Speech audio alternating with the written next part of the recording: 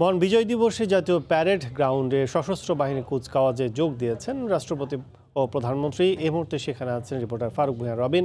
সরাসরি যাচ্ছি তার কাছে।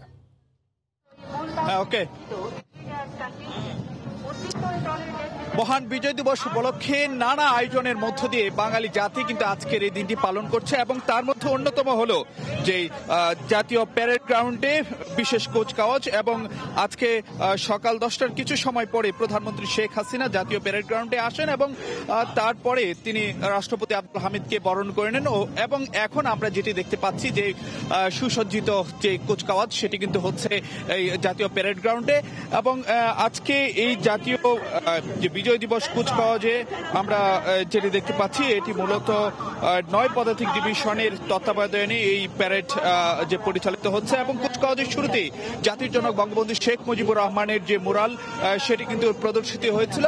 সেই বঙ্গবন্ধু শেখ মুজিবুর রহমানের জাতির জনকের মুরাল প্রদর্শনীর সঙ্গে সঙ্গে কিন্তু 7 বীরশ্রেষ্ঠ যাদের অসামান্য আত্মত্যাগের বিনিময়ে আমরা আমাদের লাল সবুজের বাংলাদেশ পেয়েছিলাম এবং 56,000 বর্গ মাইলের এই বাংলাদেশ একটি ভূখণ্ড, একটি স্বাধীন ভূখণ্ড পেয়েছিলাম, তাদের প্রতিকৃতি এই প্রদর্শনীর তে আসলে যে প্রদর্শন করা হয়েছিল। এবং এরপরেই আমরা যেটি দেখতে পাচ্ছিলাম যে সুসজ্জিত বাহনে মুক্তিযোদ্ধা কন্টিনজেন্ট রাষ্ট্রপতিকে, মহামান্য রাষ্ট্রপতিকে অভিবাদন জানানো হয়েছিল। তারপরেই কিন্তু যে চিত্তাকর্ষক বিভিন্ন যান্ত্রিক কিন্তু আমরা যেটি দেখতে পাচ্ছি যে বিভিন্ন যে ইউনিটগুলো রয়েছে তারা কিন্তু রাষ্ট্রপতিকে অভিবাদন জানাচ্ছেন।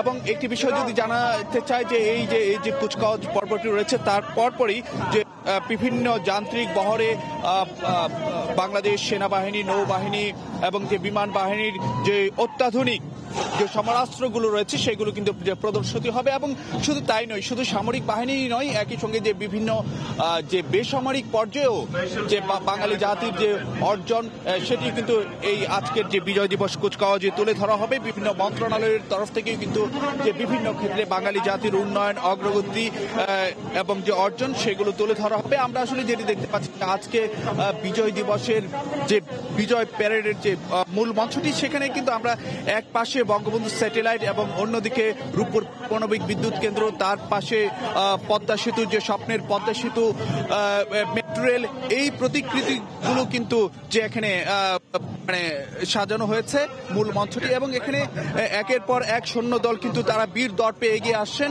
এবং রাষ্ট্রপতিকে অভিবাদন জানাচ্ছেন। তার পরবর্তীতেই কিন্তু যে বিভিন্ন সমরাস্ত্রগুলো প্রদর্শিত হবে এবং তারপরে যে বিমান বাহিনীর একটি মনোজ্ঞ যে পরিবেশনা সেটিও কিন্তু রয়েছে। যে যান্ত্রিক বহরের যে প্রদর্শনীগুলো রয়েছে সেই প্রদর্শনীর পরপরই কিন্তু যে বিমান বাহিনীর যে মনোজ্ঞ ফ্লাই পাস্ট এবং যে এরোব্যাটিক ডিসপ্লে সেইগুলো কিন্তু যে প্রদর্শিত হবে। এবং এই কুচকাওয়াজের মধ্য দিয়ে যে বাঙালি জাতির ইতিহাস, ঐতিহ্য সেটি কিন্তু যে তুলে ধরা হবে।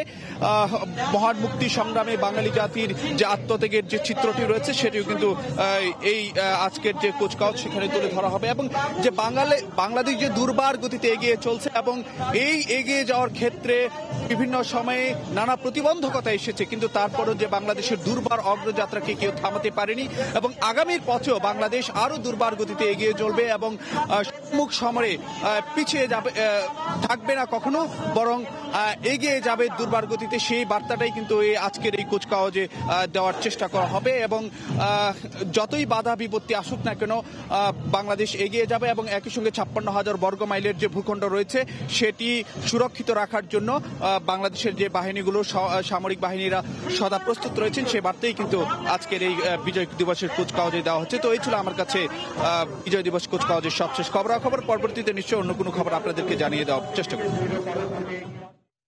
এতক্ষণ ছিলাম সরাসরি জাতীয় প্যারেড স্কোয়ারে।